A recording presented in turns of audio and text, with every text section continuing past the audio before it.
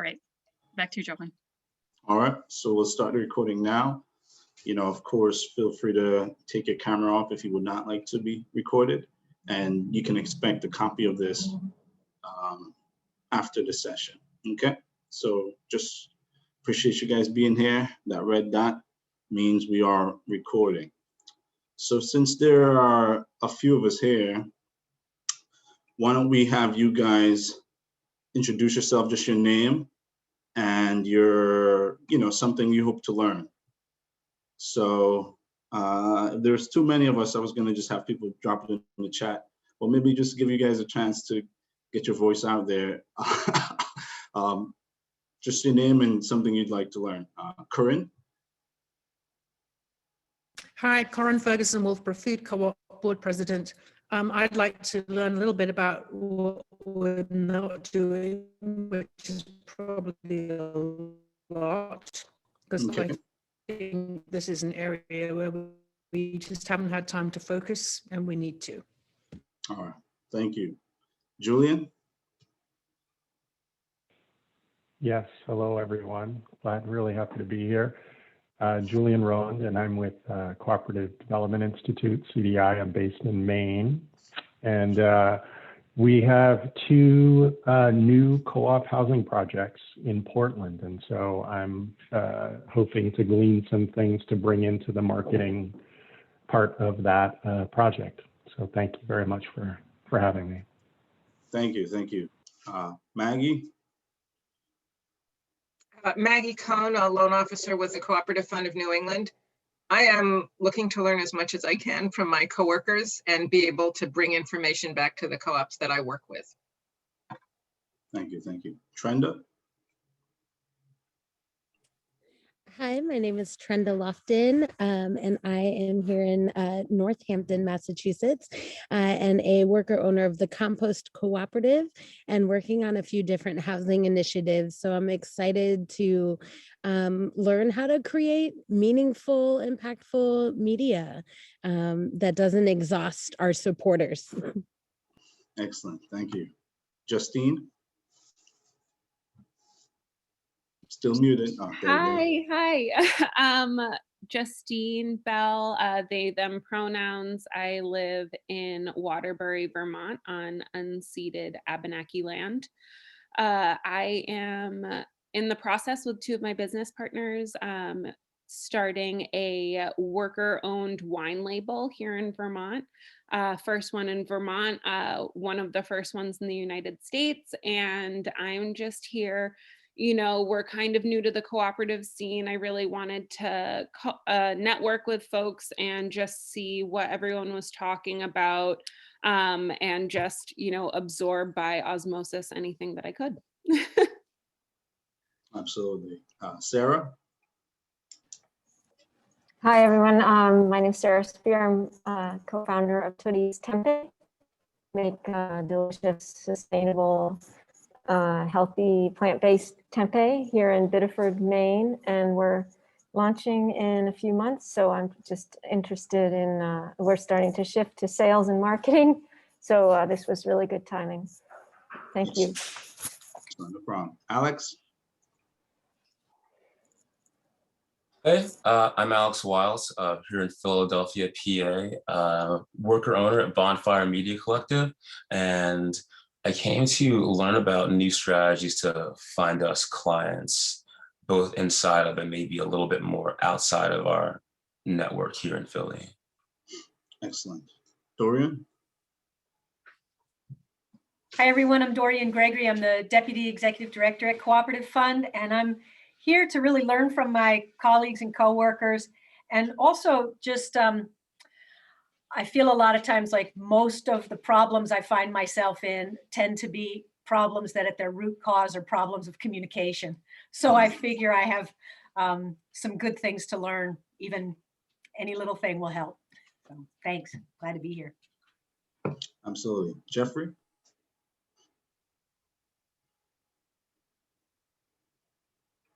Hi, everyone. Jeff Devereaux. I'm a partner at a small firm in Hartford called Breakfast, Lunch, and Dinner. We are helping to launch another cooperative media company. Alex, excited I've been hearing a little bit about Bonfire. So it's a digital media and entertainment company, sort of creating like a modern version of an alt weekly paper in the region, and digital radio station and that kind of thing, as well as being an agency for digital creatives in the region.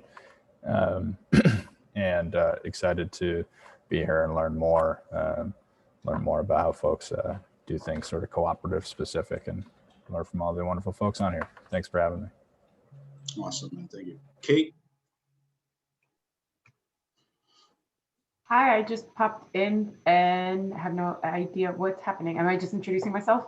Yes, just your name, something you might want to learn today.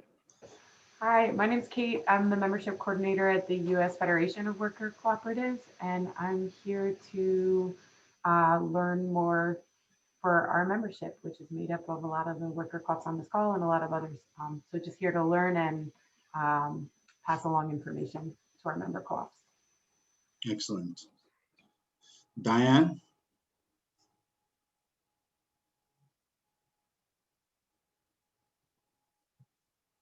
You're muted. Thanks. My name is Diane. I am part of a small consulting firm in Lexington, Massachusetts. And as the boss wanted to retire, the employees decided it would be better to form a cooperative. So we are in the process, and I'm just trying to learn as much as I can about the whole process, and, you know, just anything. So thank you. Excellent, no problem. Todd? Hi, everyone. I'm Tom Hudson. I'm the Vice President of Business Development with a company called Many Nations Cooperative Limited out of Canada. So we're your neighbors to the north. Certainly one of the wonderful things about cooperatives is I think it does cross things like borders and racial boundaries. And we are a 100% Indigenous owned cooperative that does business across Canada. We are a client-owned cooperative, and looking today to just hear and share information and hear some new ideas. And we're always looking to grow and do a better job as a cooperative. Excellent. Wayne?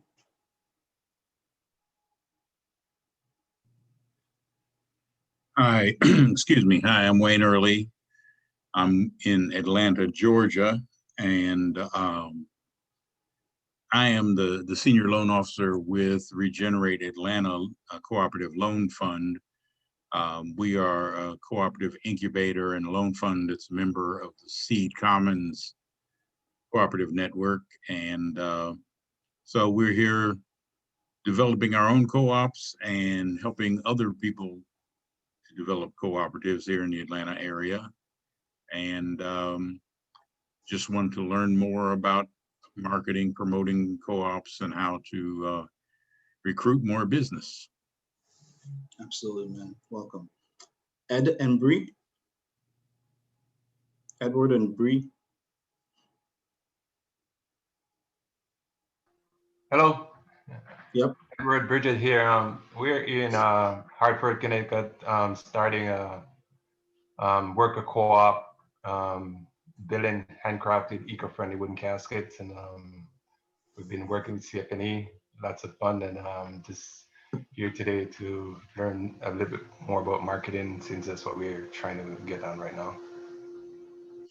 Excellent. Welcome. Vivek?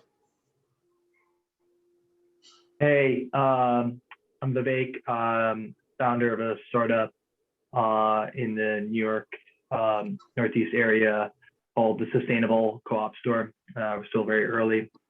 And I know marketing, branding is super important to reach out to customers to create awareness. So just looking to learn more about branding and messaging in general. Thanks. Excellent.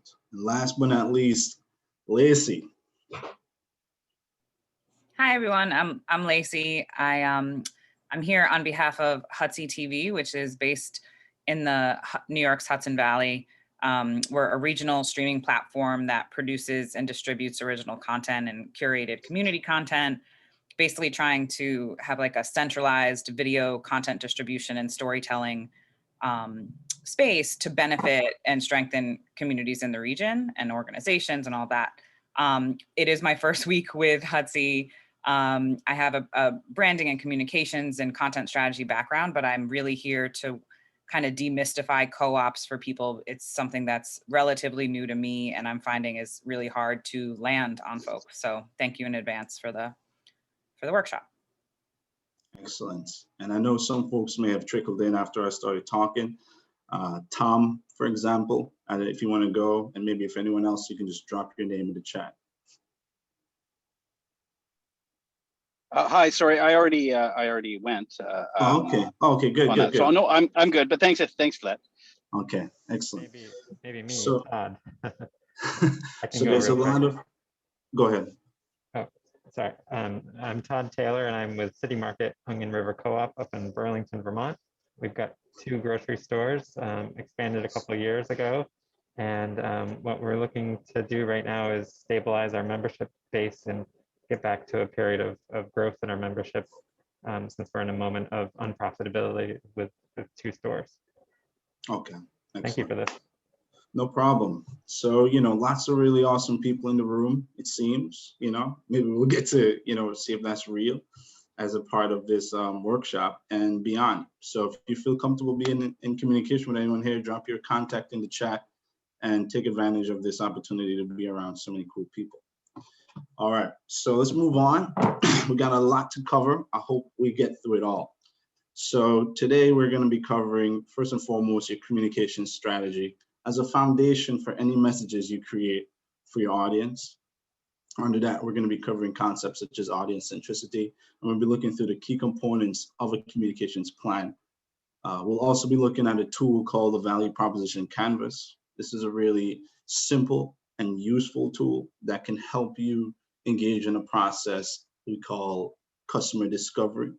So we'll get a chance to look at an overview and practice some of that.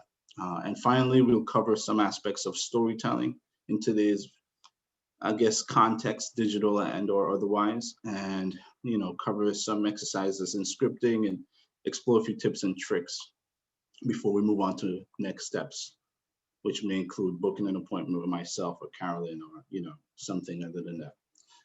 Key learning objectives: understanding the concept of audience centricity. Okay, that's gonna be major. We also want to understand key components of a communication strategy.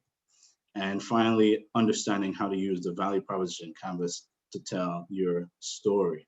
So communication strategy, that'll be the first thing that we're looking at. Again, thinking about the audience, the message, channels, cadence, and metrics. Before we get started with this, I'd like to pose a challenge, okay? You guys have heard me speaking for a few minutes now. So I'd like to challenge you to rename yourself. You just click on your name right there and you can rename it, or you go into participants, to something that you believe that I will love, okay? Rename yourself to something you believe I would love, I, Johan, okay? So I'm gonna give you 30 seconds to do that, all right?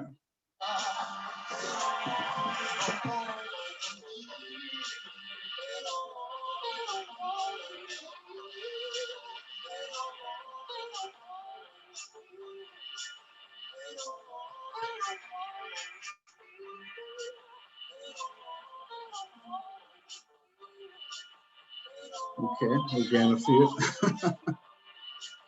Nice. Okay, excellent. It's like some of you guys know me. Raw power, wow, okay. Okay, Dave.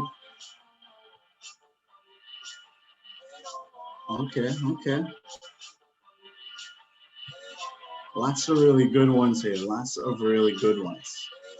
But before I confirm what I think is the closest answer, I have a question. How do you know? How do you know? Just what I would love. And that question, rhetorical, is the basis of everything we're going to be exploring today. And the answer is you ask. A lot of the times we don't exactly know what people love We don't know what to say, and we don't know how to create messages that make people say, what?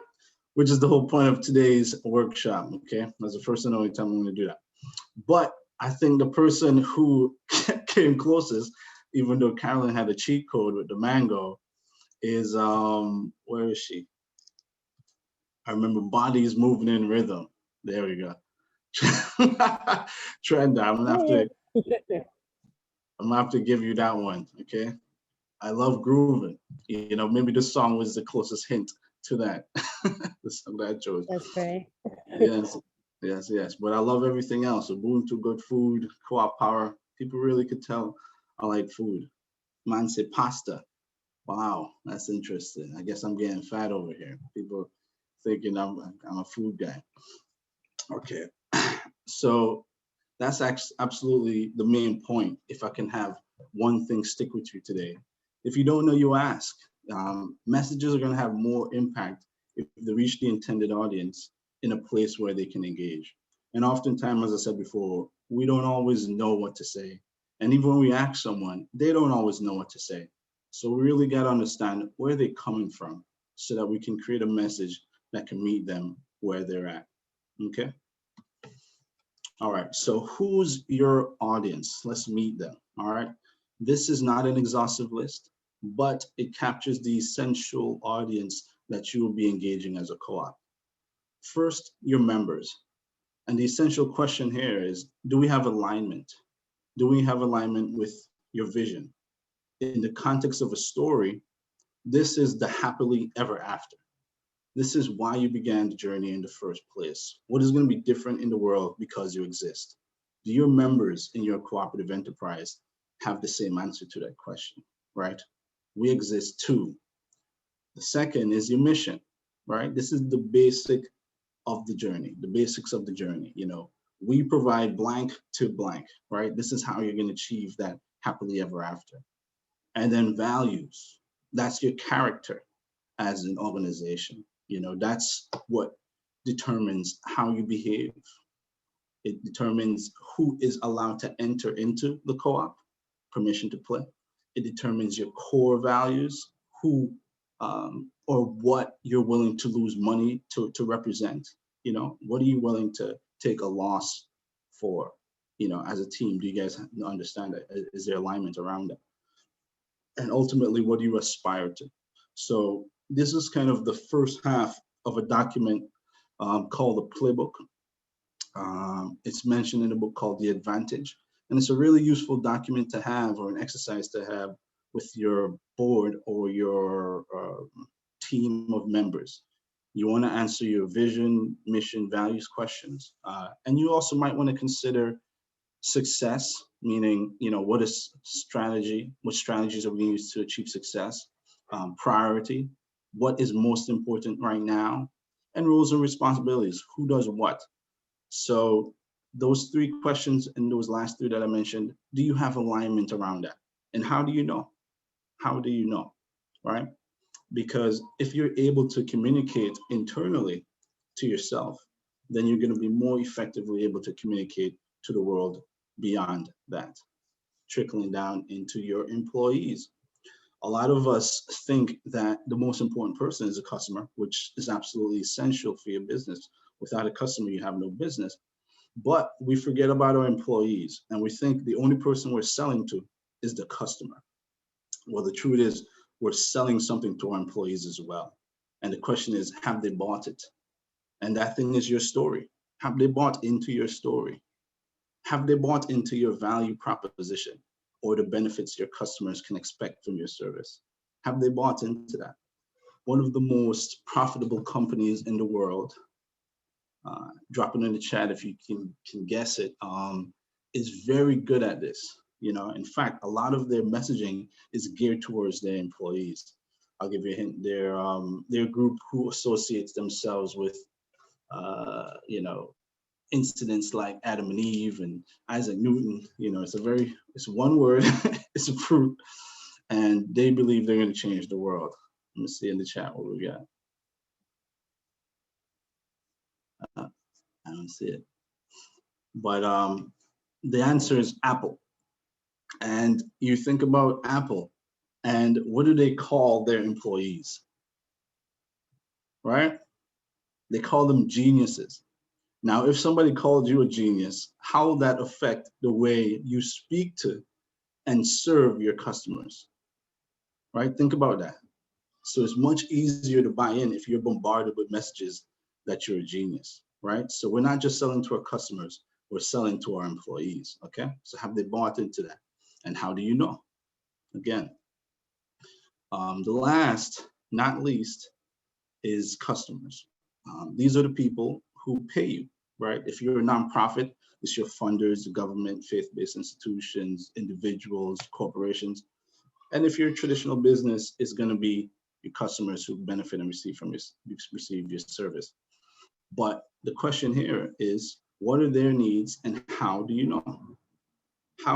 What are their needs in regard to their geographic environment, right?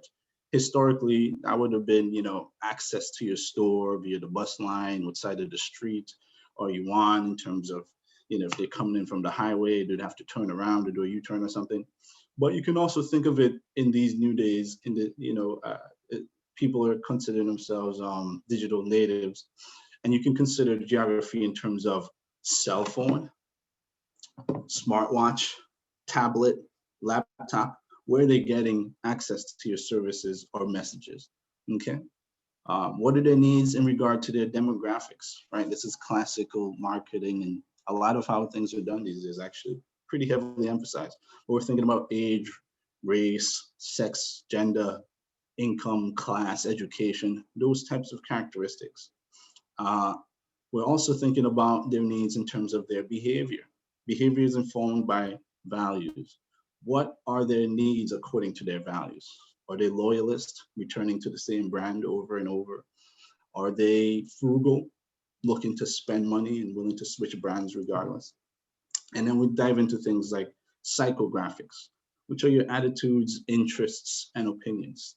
Essentially, it's identity, right? You're thinking of the creative or the entrepreneur or the hippie or the outdoorsman. Whatever it is in that regard, what are their needs, okay? And so, some of these are pretty obvious. Some of these you might not have considered before, but every time you consider a customer, you can segment them according to these four and many more, okay? So after you consider your audience, then you can move on to your message. A lot of people like to have this the other way, but what is your message is informed by one, your goals across time and across functions, right? So you wanna consider the calendar goals, right? Whether it's coming out of your strategic plan or your annual plan. And then you wanna break that down quarterly, monthly, weekly, right? And you wanna consider, once you get to that point, the goals of the content. Is it to inspire? Is it to inform about a new offering? Is it to persuade somebody to choose you over a competitor? What are your goals, okay? The second is your inputs. Now that you have a few goals, you've talked to department heads, you might want to put together an inclusive and informative committee who will inform some of your thinking, not instruct, just inform the point person who's going to be responsible for creating these messages. You want to think about possibly representatives from your customer base, production, right? If anyone's involved in making the product, anyone involved in sales and marketing is obviously involved in this. Perhaps legal, if you have that department or a friend who can provide some input there, and HR, even if you're not at that point, somebody who might have a sense of these things if you're communicating for internal audiences. And once you have your goal and inputs in the form of people representing these diverse perspectives, now you can start to think about format. Again, a lot of people put the cart before the horse. They go to message, then audience, or they go format and then, goals, right? So your format comes last in this process because you're thinking, okay, now that we know what our goals are according to this year, and we've broken them down quarterly, monthly, weekly, what's the best way to communicate this information? Video is ranked pretty high, it's very engaging, but images can also be pretty engaging. In fact, memes, which are very effective and efficient at telling stories or communicating complex ideas, you know, they go viral more than anything. Then you've got text, of course, and even audio, right? What's the best format for your audience?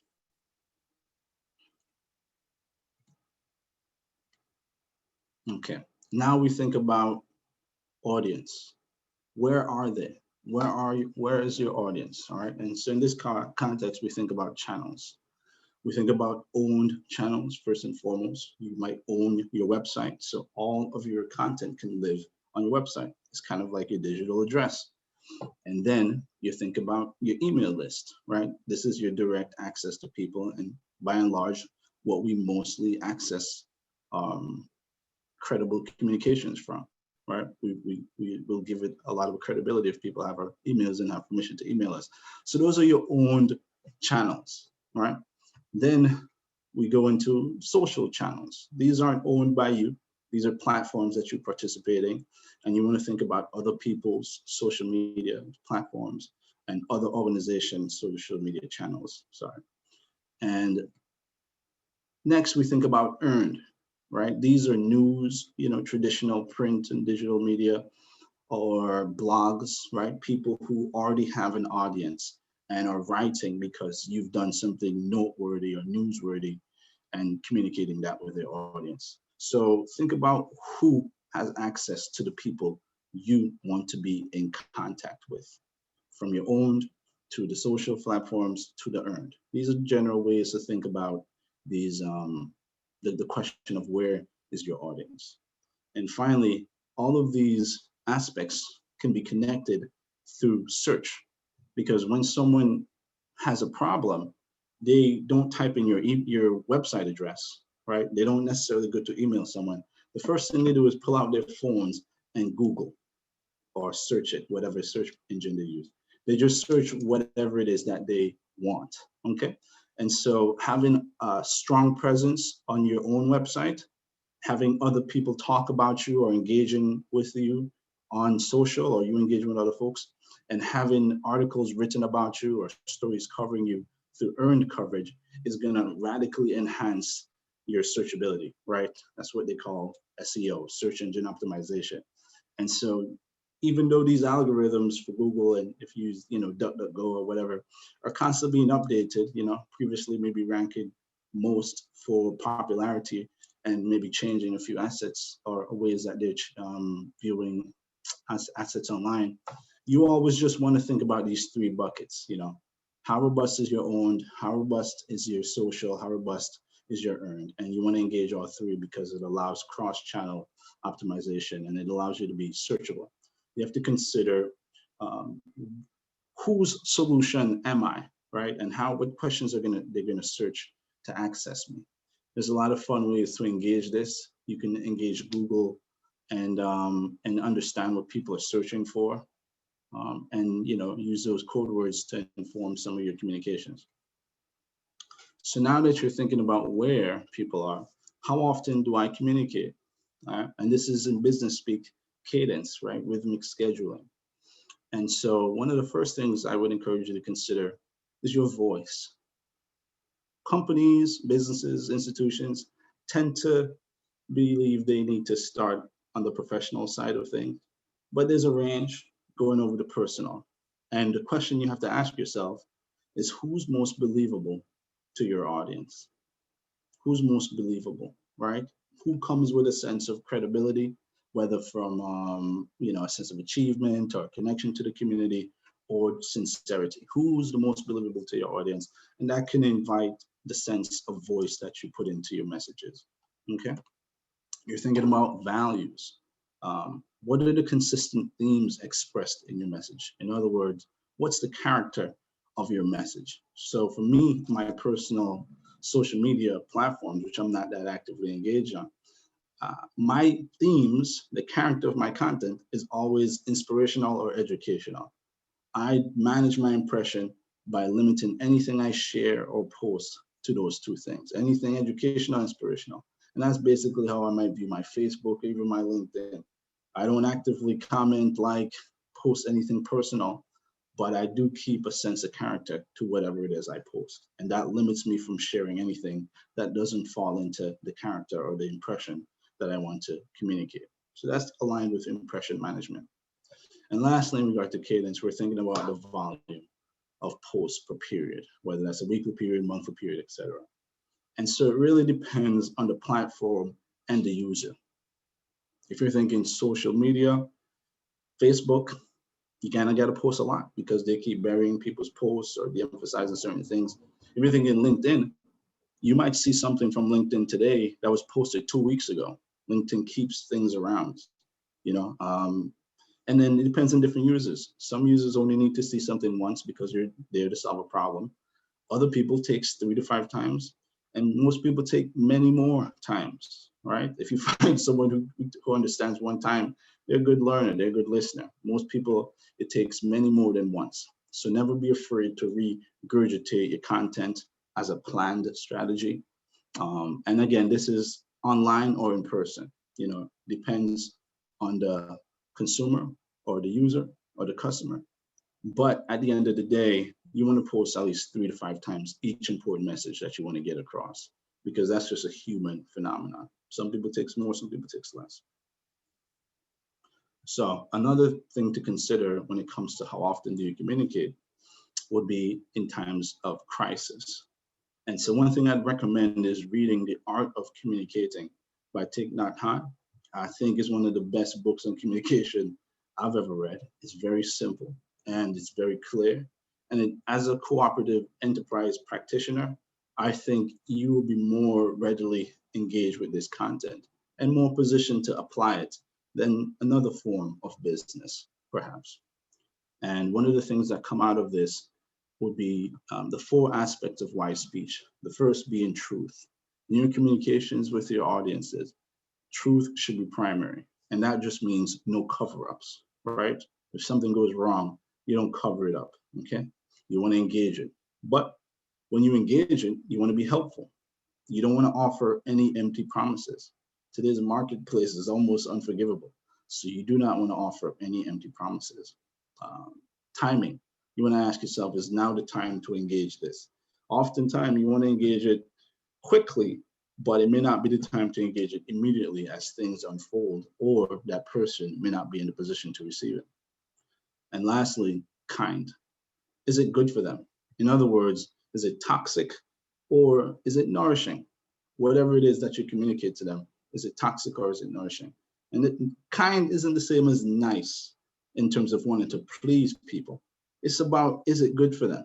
It's just about, is this good information for that person, okay? And when you do see someone post something that's a complaint or something negative or even positive, you respond one time in order to manage the impression, right? Correct any misperceptions or in any inaccuracies, or to just frame whatever it is that they're communicating in the context that you want it out there as. And then whether or not they respond positively or negatively, that's it, all right? We call this the 3 rounds theory. On social media, in person, you just keep going 3 rounds like boxing, like the pro matches, okay? They post, you respond to manage your impression, and then they respond. You don't do any more. The only time there's any more that's needed is if it's a question, a direct question that you can answer without inflaming anything, or otherwise, you might want to simply respond to them privately or ignore them, or worst case scenario, if it's offensive to anyone else, or it might perpetuate an offensive chain of content, delete it, you know what I mean? So you don't otherwise need to do anything. If you've managed your impression, people are gonna look for how you've responded, and you're just responding with these 4 points in mind in order to clarify any misperceptions and to manage your impression, okay? So that's one thing to consider for crisis. Another thing to consider would be scenario planning. And this is just being proactive in regard to any issues that you might encounter. So first, you might list what's possible. Look around you. Look at what companies are getting in trouble for. Look at what the market is responding to. Look at what people care about. People are caring about different things that they've never cared about today. And so you want to consider what's possible for you, you know, because it could happen to you. And you want to rank those possibilities by probability, you know, what's more plausible. And pain, you know, how much pain is this going to cause for you in terms of economic support, social support, and, you know, other harms that you might wish to alleviate. And then you want to consider not only responses to those issues, but that you might make, but responses to what you say as far as from the customer, okay? And so this is a graphic that's using futures design, and it just illustrates this concept. You just consider where you are, the past, the future, and over time, consider what's probable, what's plausible, what's possible or impossible at the boundaries. And you might even consider what's preferable. So thinking about that can help you predict certain experiences, but at the same time, you know, you can't predict anything. This is just practice. And the more you practice, or at least have some sort of thought informing your message, the more likely you are to have or to manage a crisis, to not have a crisis. So how do I know I got my message across? Here we're talking about metrics, okay? So for social media, you're lucky. They give you very customer-facing metrics. Everybody can kind of see, but there's also a lot of back end. For the front-facing metrics, we have likes, which is like a 1 point. You know, people can do hearts and smiles and all types of, yeah, 1 point. There's comments, which, as I mentioned before, could be negative 2 points, or it could be positive 2 points, right? A lot of commentary gives a lot of attention on different social media platforms and in general. And lastly, shares. This is the gold standard, because when somebody shares something, it is meant to be an extension of themselves, right? People share to look cool. Is your content going to make them look cool? Okay. And so you can think about this from a restaurant perspective. You go to a restaurant, they serve you a meal. At the end of the meal, you tip. That's like a like. Yeah, sure, I liked it, you know what I mean? And then a comment is like telling your partner or your dinner date, yeah, this was really good. You know, maybe you have a few comments to each other in regard to how tasty the meal was or this or that. And a share would be like telling a friend to attend that restaurant. Now, you know, you ain't telling nobody to attend that restaurant if if it's not an expression of you. You know, you don't want to tell somebody to go to a restaurant if you did not have a good time. You already know that's not going to reflect well on you, and so you never do that. And so a share is like that, right? Then we're thinking website and email. So we're thinking of things like time on the website, traffic, clicks. You can understand these things better if you're using a content management system like Wix or Squarespace, or, you know, there's a few others. Or you can install Google Analytics on your site and you can get some of these things. They're pretty accessible. You also want to think about, for your email messages, if you use, again, an email service like MailChimp, you can think about open rate, which they'll tell you, click rate, you know, how many people are engaging, and signups, if you have a link for people to sign up for a workshop or download or something like that, right? And then finally, it all leads to purchases and inquiries, right? We want to know, compared to previous cycles, with or without certain marketing spending, how are we doing, right? Did it spike? If you have any coupon codes, you can kind of see that. That's how people used to do it. But social media is, you know, very clearly expressive of metrics that you might want to consider, okay? And ultimately, you want to lead that down to purchases and inquiries. Ultimately, you measure what's working, right? If this is doing well, okay, why is it doing well? What do we do? Okay, how much money is that corresponded with? And then you want to change what's not working, okay? So the last piece of the metrics comes out of the call to action. So your call to action is that piece that you see on messages that tells people what to do. And your goal here is to influence your audience to take action. So what that you've said this thing, beautifully or otherwise? What are they supposed to do with it, right? You have to include a call to action. that's urgent, right? It's time-based, it's simple, right? It's a few clicks, it's fast. You don't have to take a long time to do those few clicks. And most importantly, in view.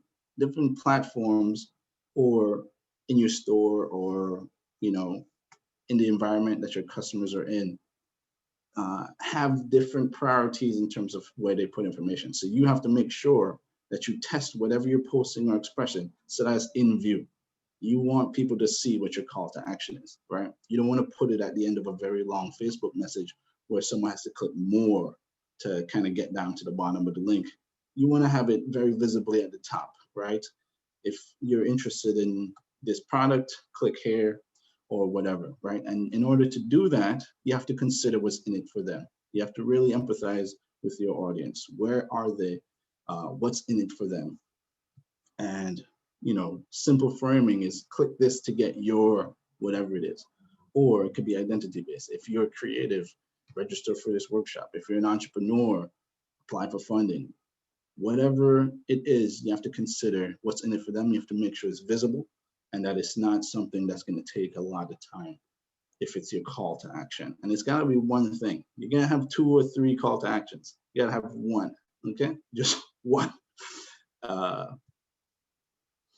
So those are the elements of a communication strategy plan that I wanted to cover for this first section. Again, we're talking about the audience, we're talking about the message, we're talking about the channels, we're talking about the cadence, and we're talking about the metrics, okay? Who has a plan right now and a plan that includes any and all of these elements? Drop it in the chat if a part of this was missing, you hadn't considered it before, or you know, it's something that you found interesting. And if you have any personal questions, you know, unmute yourself and just shout them out of any of the things we covered so far.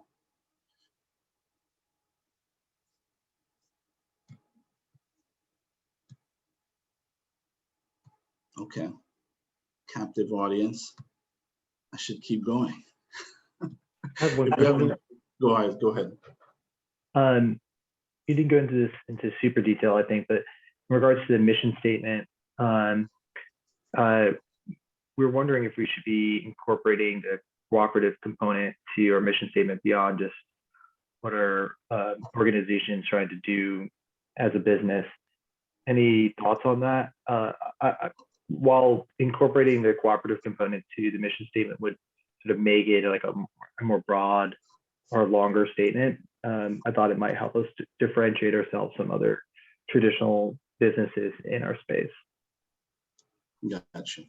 So the mission statement is usually thought of as a singular statement, but depending on your audience, you might want to configure one, whether it's for private use or for public use, that speaks to each one of your audiences, okay? But ultimately, your mission statement should be very simple because the primary audience is your internal community, okay? Your mission statement isn't necessarily a marketing statement, okay? So when you have a mission statement, you really want to think about, we provide blank to blank. That's the basics of your mission statement, right? Because by providing this service or product to these customers or audiences, we're going to achieve that vision, that happily ever after, okay? So we don't need to include it right there. It's not a marketing statement, even though, again, people put it on their websites and such things. But internally, it's to guide your actions.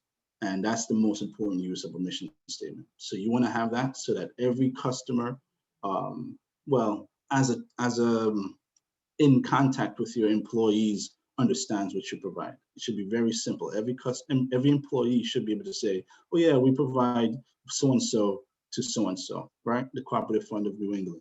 We provide financing, coaching to cooperative enterprises, right? We don't need anything else other than that to understand what we're about. That's how we're going to achieve a thriving economy through cooperative enterprises, right? That's what we're thinking about. So again, mission statement internal, but you know, if you put one out there, it should also be simple and it should speak to simply, we provide this product or service to this customer, and you just want your customers to be able to identify with that. So, you know, you might want to keep going up to to think about what term can correspond to a variety of audiences, right? So you're in the construction industry, or you want to sell some service for people who are real estate owners, people who are real estate agents, people who service those properties. You might say real estate professionals and owners or something, right? You might want to just use a catch-all term in your public mission statement, but internally you need to have very clear service and audience. We provide this to buy, and you can do one for each one of your audiences. You don't put all three on your website, but at least you have those. Does that answer your question, man? Absolutely. Any other questions from what we covered so far before we continue? Okay. All right, go ahead. There were some in the chat I saw. Okay, not monitoring the chat. Carolyn, anyone that you want to shut down that can take a step? Will you talk more about the personal versus professional voice? Okay, so I would say historically, businesses, institutions, organizations have felt compelled to offer a professional voice. In fact, over time, they view professionalization as a metric of success.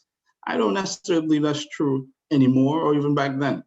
Today, people might trust you more if your voice is personal, right? I think today's marketplace considers personalization as the epitome of service. And so a professional voice is going to be rather bland or neutral, and a personal can range from folksy to, you know, committed to whatever cause you're a part of, to tuned in, you know what I mean, woke, whatever it is, you want to consider who is most believable to your audience today. You know, I think that's the main question. Who is most believable to your audience, right? A lot of folks just think, oh, I'm going to say it, and they're going to listen. But you'll notice pretty quickly, depending on the room you're in, certain voices are heard most clearly, even if they're not the loudest voice. So you can test that. I don't know if you have a more nuanced question, but that's my take on it, right? The personal could be folksy or just connected to that community or connected to that cause, versus the professional, which is very clearly and staunchly aligned with the organizational goals. Any further thoughts there, or should I move on? Looks like that's it for questions for now. Okay, excellent. So let's go on to the next step, the value proposition canvas. Here we're going to discuss the value proposition, the canvas. Perhaps we'll explore a case study. I might skip it for time. And lastly, a process called customer discovery. So the value proposition, what is it? You might have heard this term, but the basics of it is that it's the benefits that your intended audience can expect from your service or product. What benefits can they expect from you? You have to be able to communicate that. And so we've got two examples, two well-known companies. The first is Uber. The benefits that you can expect from this value proposition is pretty simple and clear, right? Smartest, it makes you think of the smartphone in my perspective, ways to get around, so transportation, right? So smartphone-based transportation. That's very clearly oriented to the customer, right? Who might not be used to previously using their smarts to get around, right? You just call a cab, it's real simple. But this is connected to smartphone, it's inherently a part of their value proposition. As opposed to Apple, who again, I think is aiming their value proposition internally, right? The experience is the product. They're thinking about their geniuses who are littering their homes year after year with Apple products and convincing everyone else to do the same, right? And, you know, I shouldn't say littering. I'm not an Apple guy, but I bet you every Apple employee is probably an Apple guy, right? So you think about your value proposition and who it speaks to, okay? And who's the most important audience that you really want to connect with, okay? So that's all your value proposition is. It doesn't have to be a marketing term, but naturally you want to get it down to the simplest essence so that you can put it in your marketing eventually, right? When you have a wordsmith. So I want to play a quick video on the value proposition canvas, let me just make sure I'm able to share sound. Okay, everyone ready?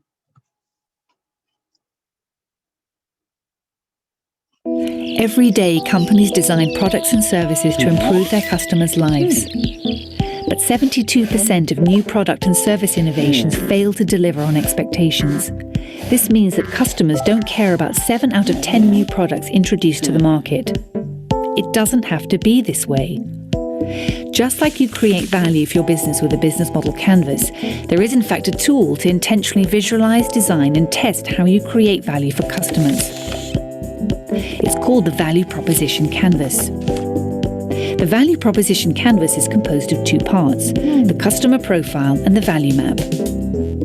With the customer profile, you describe the jobs your customers try to get done. Jobs can be functional, like getting from A to B, social, like impressing friends and colleagues, or emotional, like gaining peace of mind. You highlight your customers' pains, which annoy customers while trying to get a job done. Pains are negative outcomes that customers hope to avoid, like dissatisfactions with existing solutions and challenges, frustrations, risks, or obstacles related to performing a job. And you outline customer gains, which describe how customers measure the success of a job well done. Gains are positive outcomes that customers hope to achieve, like concrete results, benefits, and even aspirations.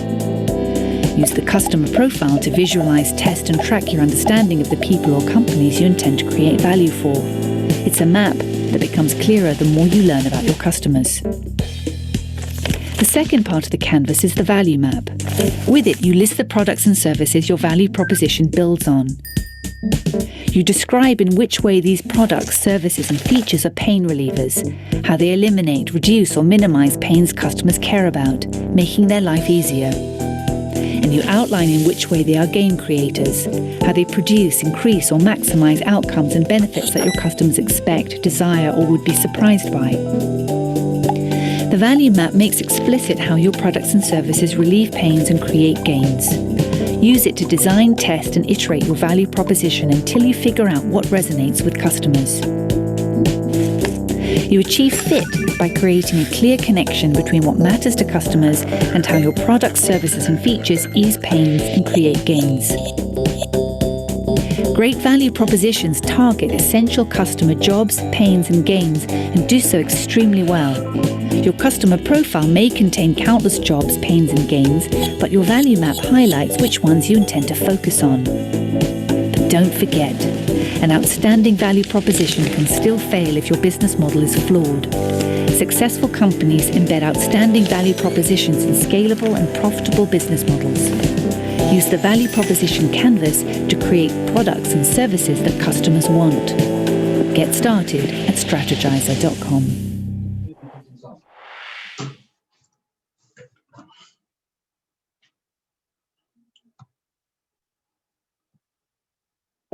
Every day, companies design products and services. So that's the value proposition canvas. Wanted to show that brief video, but let's just walk through it again. At the right shape, we see a circle. It has 3 sections: customer jobs, which is another word for goals, their pains, right? The pain points they experience on their customer journey, and the gains, what makes it all worthwhile for them. And you mirror these jobs, gains, and pains with gain creators, pain relievers, and your products and services, okay? And this fits into what's called the business model canvas. Some of you may have heard of it, some of you may have not, but for the purposes of this exercise and just generally using this tool, it's enough to just think about your customer pains and your customer gains. That alone in that simple process is gonna help evolve your thinking and simplify any type of overwhelming speech you have in terms of communicating to your customer. And the way to use this is to essentially consider a few different customer segments that you want to essentially offer your service to, or you want to understand or test whether they're a good audience for your services or products. And you devise a few questions such as, you know, if you have a travel company, when's the last time you traveled, right? What was difficult about that? What did you do to address those difficulties? You know, what did that cost? How much are you willing to pay for a service that might do this? Okay, thank you. Just a few questions you can do informally with people in your store or people who you think could be a good fit for your service, and you're not sure yet. It's good to start off your business model or reevaluate how you're doing. And you can engage your members with this in terms of people you want to eventually recruit to be members of your housing co-op or worker co-op or consumer co-op. And you can engage customers with this, people who you think might be good fits for your service, that you have an idea, a hypothesis, but you really want to know, because again, the question is, how do you know? And this is a great way to involve your customers in the creation of their services and products. And then it also is a good way to get messaging ideas. If you conduct this with action, if you conduct this with people, you will get quotes, and you want to write those quotes down. And those quotes can let you know what to say to your customer. You'll get words that inform your strategy, okay? And so that can be really helpful in creating messaging. You don't have to make it up, because you're not just asking them, hey, what should I say? You're asking them about their journey, and you're getting an understanding of those pain points, those emotional hooks that you can then imbue your future messaging with. So that's how we're gonna think about using this, okay? So right now, what does she say? Grooving bodies. We're gonna use you, now switch you one for that, to think about some of your customers or a customer that you'd like to explore. And we're gonna kind of try to visualize some of the thoughts that we might have in regard to using the customer proposition canvas, the value proposition canvas. So, is she ready? Okay, let's do it. Let's do it. All right, so I'm gonna annotate, okay? Essentially the profile. What do you think is a general profile of this customer you have in mind? You can think of some geographic stuff, you can think of some demographic stuff, all the things we mentioned before. How would you? Let's, I think a single parent in a downtown rural small city. Rural? Uh-huh. Did you say rural? Okay. I did. All right, so this is an interesting environment. It's a downtown rural small city. That's pretty interesting. Okay, all right, excellent. So single parent in a downtown rural small city. All right, now, what is this person trying to do in terms of their jobs? Oops. We can think of the functional job. Mm-hmm. No, please explain. So an example of, so for example, if you're Gucci, right? And you're trying to sell to folks, the functional job that somebody might have is to purchase a bag that'll hold their stuff, right? Cute little bag. The social job would be to flesh flam. What do people say? Flex? Yeah, flex. To flex on them, right? To look cool. The emotional piece would be to have a sense of luxury or a sense of richness, right? So that's just how we're breaking down the jobs. So in this case, relevant to what you might offer, right? Not necessarily exclusive. What are they trying to do? They're trying to compost their food waste. Okay. Excellent. All right, what do you think they're trying to do socially?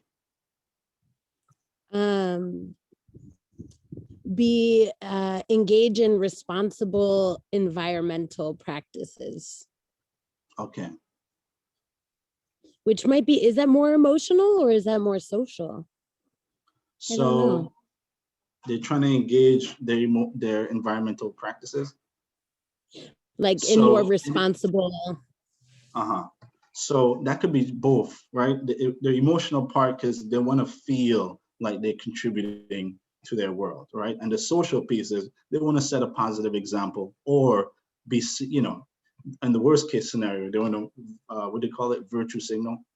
So let's think about that. So model responsibility, and down here they want to feel like they are a part of the solution, right? Nice. Okay, so let's keep going. What do you think are gains that they might be looking for? And maybe it's easier to start with pains. Let's start with pains. Yeah, let's start with pains. What makes it difficult for them to get this done? They don't have backyard space.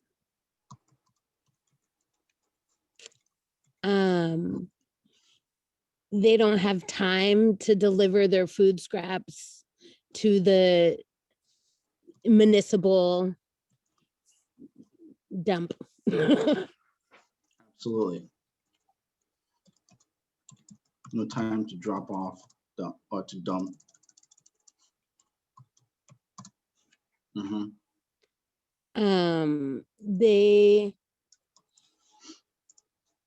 They're worried about the smell of their food scraps. Nice. That's a good one. I wonder if I can make it smaller. What's the size one?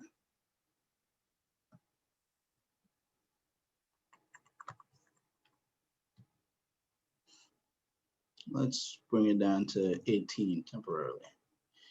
All right. Any other thoughts? That's good. That's good. Okay, great. Okay. So let's do gains. And this is where I say, like, what our service can do to help those pains. Almost. This is still about the customer, but it's about what is going to make them feel satisfied. So again, if you're a traveler, right, and you purchase a travel ticket through, or travel package, sorry, through a company, you don't just want to go to a new place, right? The gains will be to feel as though you've been immersed in a new culture, for example, or to feel rejuvenated when you come back home, right? So feeling rejuvenated or experiencing a new culture, right?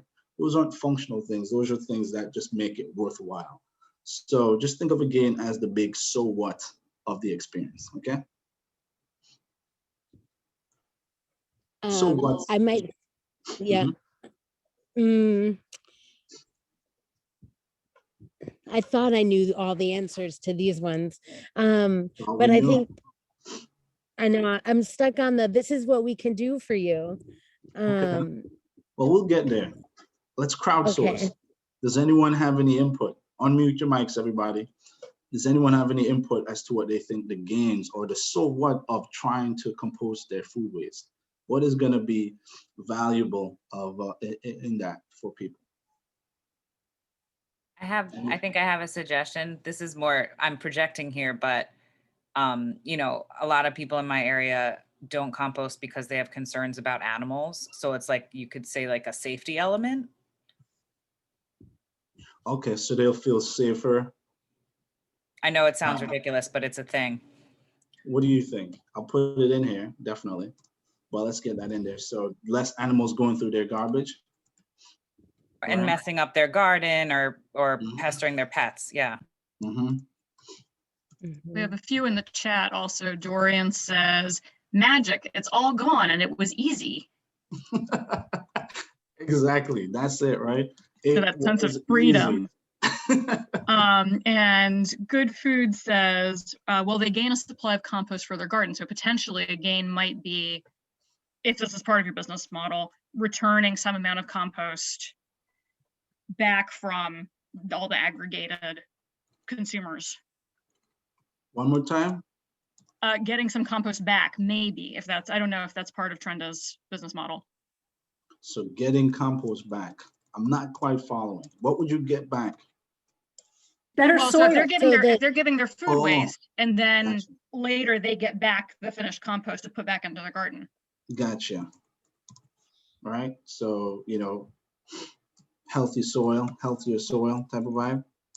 Bonfire Media Collective's on fire. They say avoiding sanitation ticket fines by reducing waste, so not getting in trouble, saving time by having someone else do it, and the feel-good factor of being able to invest in cooperative economics. Absolutely. Any thoughts after hearing all that, Trenda? Oh, I'm so excited. So I think adding on to the feel good is creating meaningful work for folks impacted by incarceration. I'm thinking that their trash will be less smelly, so they won't have to take it out as often. So actually reducing the chore load. Absolutely. Okay, great. These are all great gains. And yeah, I'm just put it up there. And then now we do something about the pains, okay? One of the important thing is to prioritize the pains, because usually this is where people can talk forever. We think pain. But we gotta prioritize. Which ones are we gonna speak to or service? If you had to prioritize these pains we've put down here, and you also prioritize your gains, but we're gonna focus on the pains. What do you think is the number 1 or 2 pain? We hear most often is no backyard space or no space to compost. No space or time to compost. Exactly. And so, you know, this is a hypothesis you can consider it as. And once you create, again, 5 to 6 question interview and you talk to a few people, you get a sense of if your hypothesis is correct or not, right? So this isn't an end all. You might start with this, go out and orchestrate a conversation in order to test your hypothesis around what people's pains actually are, right? How would they rank them? You can give them cards to rank and sort, right? Based on what you have. You can ask them, you know, what was the most expensive or how long, what's the worst experience you have, and hear what they are putting out there. And you capture those quotes, right? You want to record this, and that can inform your messaging significantly, okay? Because you're speaking to the emotional aspect rather than the facts or any other aspect of what people are experiencing here, okay? So let's go to the next one. After you create the customer profile, which is again, a path of customer discovery, if it involves the interview and all that. So let's save this actually. And maybe if it makes sense, we'll share it with you there. And let's go on to this one. Okay, so we've got to exit these things because now they're on here. Okay, how do we get this off? Let's look at this. Let's clear all drawings. Okay, so for what we just did, let's put the main pain that we had, which was, if you can repeat it one more time, the no space or time, I think. No time. Okay. Yep. So we're gonna just put that one prioritized pain there, and maybe we'll just actually double it down. So now we can think about pain relievers. What do we think could be a possible pain reliever for this? What about our product, which is what? And what pains does it relieve? What is the product? Let's start there. So we haul food scraps. So a pickup service right at your front door. We provide a 5-gallon airtight bucket, and you can purchase a 1-gallon tabletop composting bucket. Okay, so let's stop there. So we've got a few products, right? Maybe it's all part of a service, but we got a few products. Now we think about how does our product alleviate these pains? What are the pain relievers associated with our product? that you don't have to haul it anywhere. All you have to do is put it in the bucket and we'll pick it up. Just put it in the bucket, right? Okay, and we pick it up, right? So we have the actual product or service, which is the food pickups. But speaking to the paying directly, right? We give you a bucket if you don't have space, and we pick it up if you don't have time. Oh. There we go. See, we were Yeah, just I'm like, what that? Okay, okay. So once we consider these two things, we're basically halfway through the process of finding fit.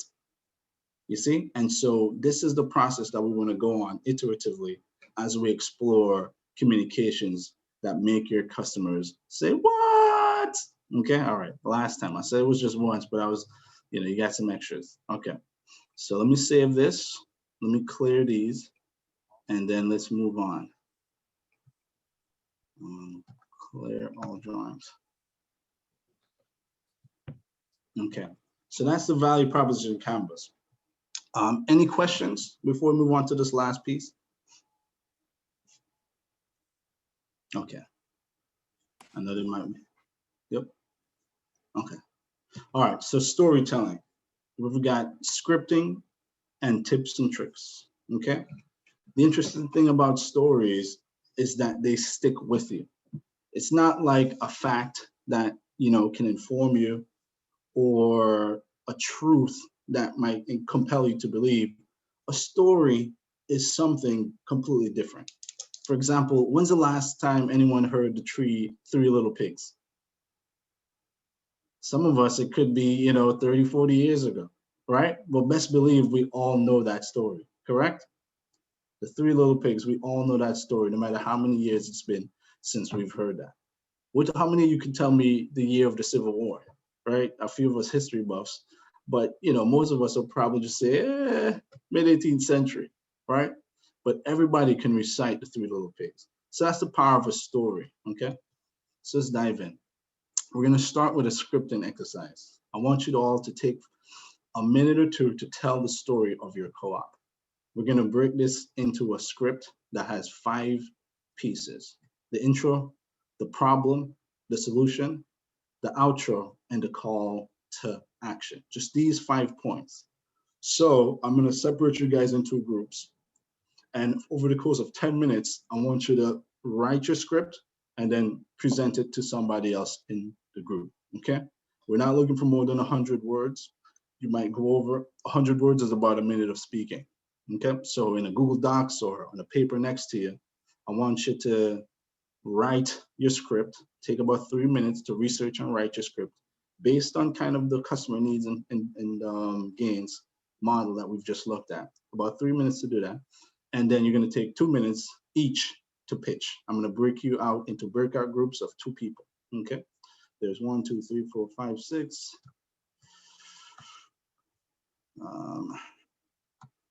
7, 8, 9, 10, 11, 12, 13, 14, 15, 6. Okay.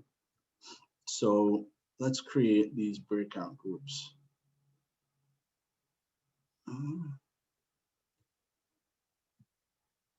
For some reason, so I'm going to stop sharing. Does everyone have these 5 points down? Okay. I'll put them in the chat again. Okay, excellent. So I'm going to create 9 breakout groups assigned automatically. That'll be 1 to 2 participants per room. And again, take 3 minutes to write your script and 2 minutes to pitch. Take about 30 seconds to a minute to give each other feedback. And then we're going to end the breakout room. Okay? So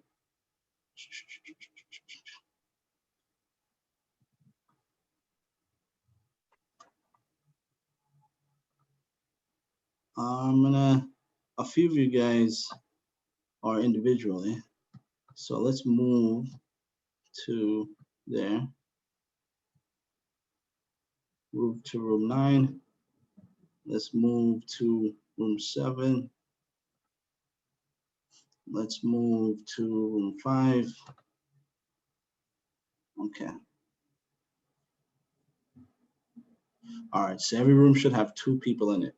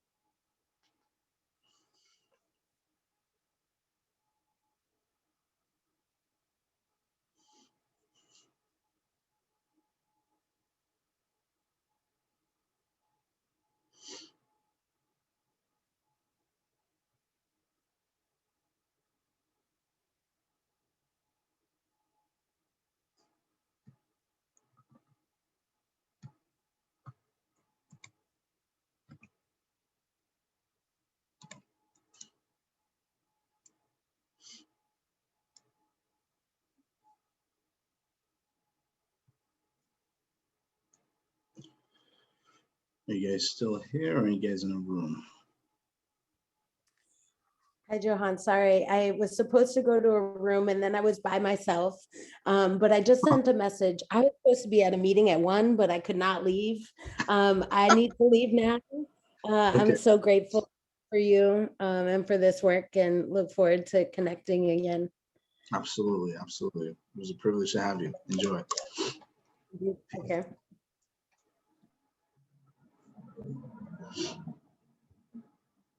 So, Corinne, you're not in a group?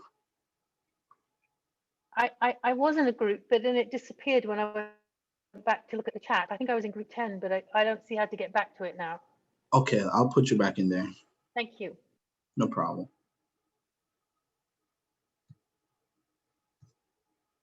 Actually, I think someone left.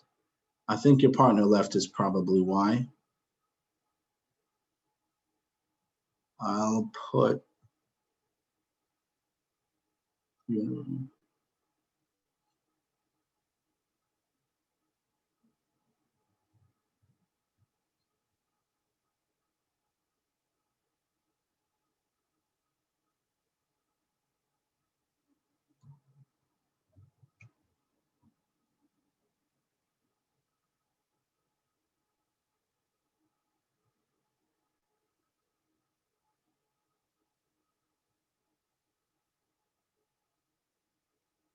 Oh, Jeff is still out.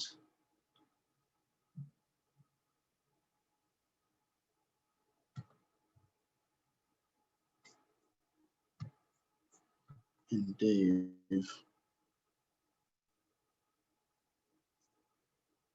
Dave, room 8.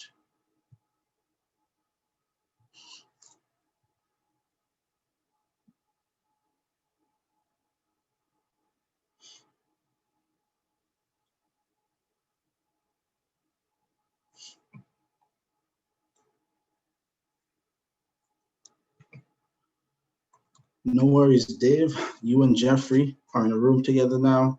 You guys can engage each other once you're done, if you're willing.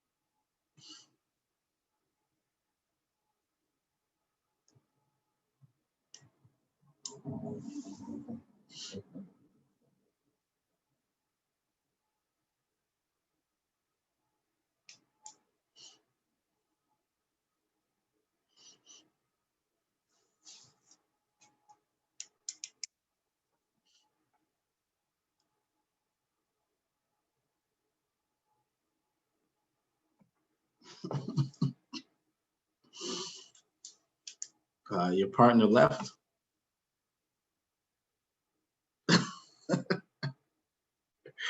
Oh man.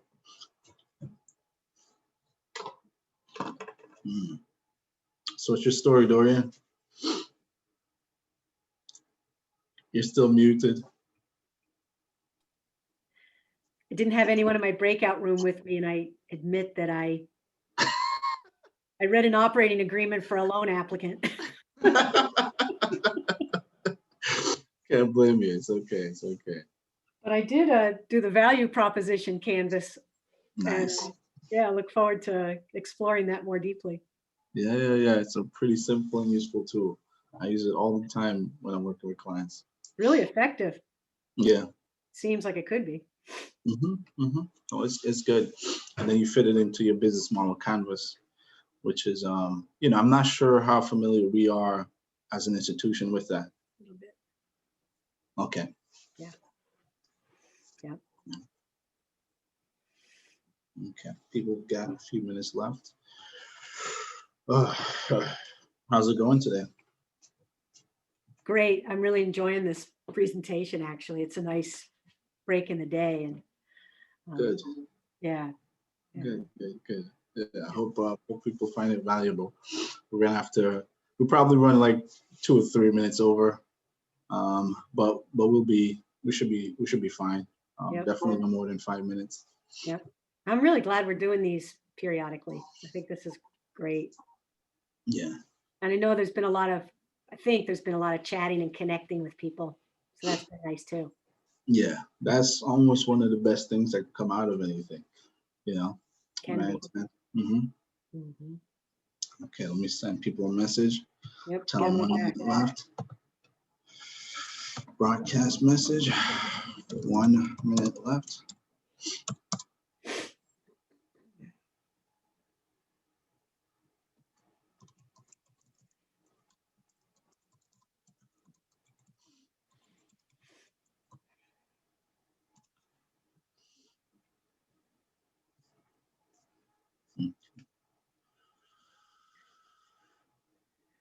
Seems like Trend has had some good engagement with this material too. That's great. Yeah. Body's moving in rhythm. I wonder how she knew. She and I have a connection in a different life. Oh, really? Yeah. Okay. Very cool. Yeah. Yeah. I know you're all Tai Chi, which is something I really enjoy. Yeah. Well, this is different still. We cross paths in some theater. Oh, you've done theater?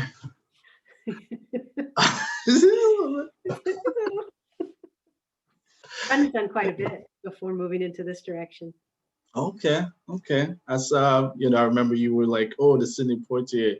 You read that? Yeah, and I'd read a review of the book just the other day, and I thought, oh my goodness, because there were some details about his accomplishments that I wasn't familiar with. And I thought, oh, I want to read that. So then you mentioned it the next day. Wow. That's how it goes. Yep. All right. Welcome back, everyone. I hope you guys all had a chance to share.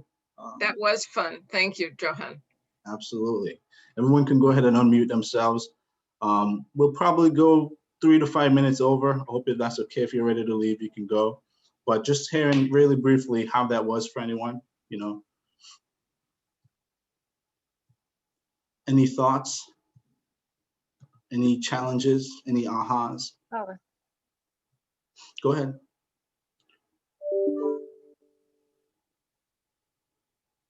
Oh, okay. I thought I heard someone. Okay. I'll throw something in that I said to my partner in writing. I was just pointed, I forget who said this, from someone at work, to Pixar's formula for storytelling, which has a very similar sort of trajectory through 5 elements. It's like, this is the way things were, these things changed, this is what was done. And it's not exactly a call to action at the end, but it has a very similar flow to it. And it is apparently a very successful approach. Yeah, these structures are kind of meta, they're basically beginning, middle, end. And, there's separation from what's normal. There's entering into the void or initiation. And then there's the return home. That's the hero's journey, kind of 3-part breakdown. It's many more parts in between, but that's generally how it goes. And if you understand these variations, you can craft pretty effective messages on social media, in your speaking, in your collateral. You just want to understand that and also have a few things in mind when telling that story. So let's do a few tips and tricks. The first is that intro. Into this digital world, the intro is the scroll stopper. What are people doing every day? They're scrolling. That's how these devices, platforms are now being optimized to capture, right? The scroll. It's like the Vegas pinwheel, the Vegas wheel, right? That's what it's all about, actually, addiction. So you want to have a scroll stopper, something that hooks people. And the best way to do that is emotionally. Across cultures, human beings express the same emotions in a variety of forms, but emotions are always constant. So you want to just focus on emotion. Okay, what's the emotional hook, right? Traveling sucks. That's why you got to purchase this travel package. What is the emotion, right? Anger, confusion, frustration, problem and solution, right? That middle part. That's about emphasizing your pain reliever, right? What are your pain relievers? You want to emphasize that. If Trenda was here, we would talk about the fact that you don't have space, we've got you covered, right? You don't have time, we've got you covered. What is the pain reliever? And the outro is just the ending part connecting to that call to action. So what can they do to change things? How are they going to be a part of the change, right? They got to register for this workshop to get more knowledge. They're going to buy this product so they can solve their problem, right? And a few tricks, right? You want to think simple and fast. You confuse them, you lose them, okay? So you don't want to imbue jargon or language that people don't normally speak. You want to get into the mindset of your audience, right? What's their mental model, right? In other words, which is a bit jargony, sorry. But you confuse them, you lose them, okay? Second trick, the rule of 3s. This is just something that humans do, especially in the corporate world, and it just aid memorability, okay? You just hit them with 3 points at a time. It's something that, works really well, okay? So just something to remember. You don't have to do 3, it's completely okay to not do 3, but if you can hit them with 3 points, it just usually ends up being memorable. That's why it was a 3 little pigs and not 2 little pigs. 2 little pigs, okay?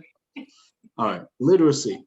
We're dealing with a local and global audience, online and in person, okay? So you want to think 14-year-old boy in Spain for your online content, right? Who knows a little bit of English, or locally, 14-year-old girl who's, possibly going to check out your work, right? Ultimately, you want to keep the literacy level lower, not stupid, but you can use different tools. Maybe we'll include it in an email when we send out after, just different resources that you can check the literacy rate of whatever you're communicating, okay? And finally, shareability. I spoke about this before. Will they share your story? In other words, will your story make them look cool? Okay. So that's it for today. If there are any final questions, shoot them right now. We also want to know, drop it in the chat, who would sign up for a 201 of this? There's a lot of content that I felt I had to bring together. And so we can do deeper dives or build upon that. So drop it in the chat if you would do this. Just drop a yes. Everybody encouraged to say whatever it is that's on your mind. And the next steps from this workshop would be to book an appointment with Carolyn or myself. Our email and phone numbers are on the screen. Okay. So that's it for today. We're in the question mode for anyone who has time. Go ahead.